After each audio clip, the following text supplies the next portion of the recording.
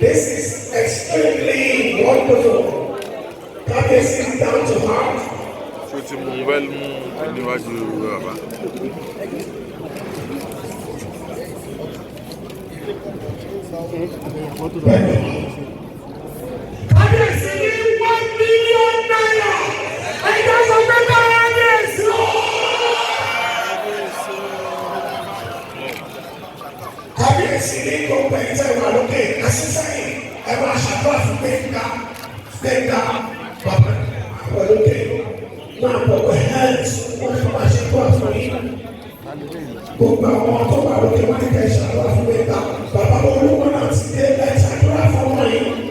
Papa Daddy is starting to kickstart the program, paying down 1 million naira donation.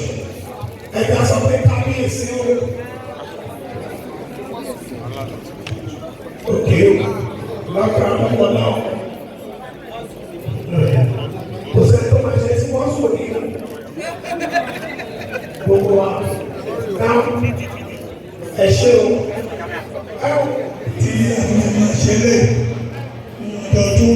The first edition during the Koro, and the second edition was last year, and this is the third edition.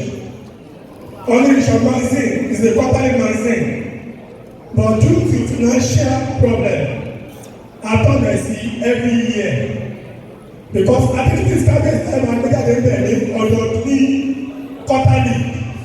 But because of financial problem, I got a new car. And this edition, before God, it cost us 1.2 million naira. And I think I see my child in the company. I think my child in the activities currency. But she was sought to be also after my come and better the company. Òun náà fi tẹ̀yìn bàbá wa yìí tẹ̀dúró pé kẹfà lọ́ọ̀ṣì máa ti tó wà lọ ilé owó tó ń tà sọ́dà kọ́júmọ́ ti ọ̀ṣà nígbà lọ́lọ́ ṣe yẹn. And firstly a fẹ́ ní ọ́fíìsì ọ̀nìrìṣà media nílé Ifẹ̀. Number 2 a fẹ́ máa káwọ́ tí mo máa kó máa tẹ̀lé ọ̀rẹ́ kábíyèsí káàkiri tó máa ń lọ kọ́ba kábíyèsí kọ́ba àwọn fẹ́ǹtì wọn. Number 3 a fẹ́ ní official car ọ̀nìrìṣà magazine tàbí brand. Gbogbo ilé láti tọ̀lé lọ́wọ́ gbogbo ìyá àdúgbò èyí bàbá mi pé kí ẹ bá wa ṣe kí ọ̀nìrìṣà magazine máa lọ́wọ́jú ojú òní tí mi ò lò ẹjọ́ ẹ̀ṣẹ̀ lọ́wọ́ ẹ̀ṣẹ̀ náà. Thank you very much. Cameraman, please let there be space. On this note, I'm calling to the microphone. Please let her thank you. Cameraman, please stretch your way. Cameraman, let me go to the microphone.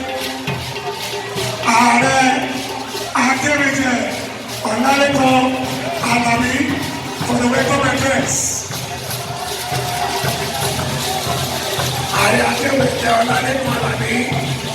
for the welcome address.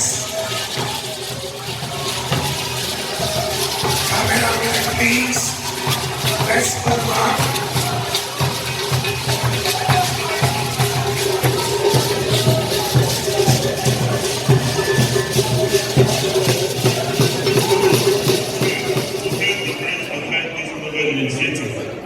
I therefore applaud the President of OSRA for his vision, steadfastness in the promotion and sustenance of the culture.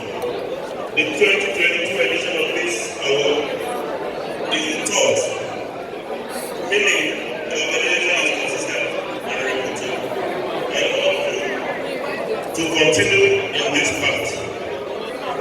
I would like to specifically recognize our father, His Imperial Majesty, Arole Oodua, olori admula, Ọba Babatunde Ẹnìtàn, ogunwusi Ọjàdàtú. Kábíyèsí o, for installing an inclusive leadership. Ẹgbẹ́ kí màmá kọ́kọ́ sọ̀kalẹ̀, ẹgbẹ́ kí màmá kábíyèsí ọ̀gbìn ṣàkóra ìsọ̀kalẹ̀. Ẹ̀yọ́ ìyáláyé wọ́n mi fẹ́ sọ̀rọ̀ gbẹ̀ngà wọ́n mi fẹ́ sọ̀rọ̀ ẹgbẹ́ kí màmá kábíyèsí ẹ̀yà kó ní lọ́nà.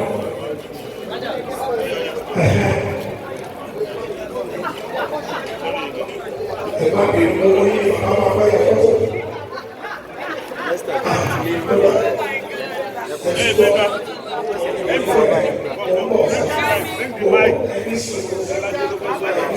Ma.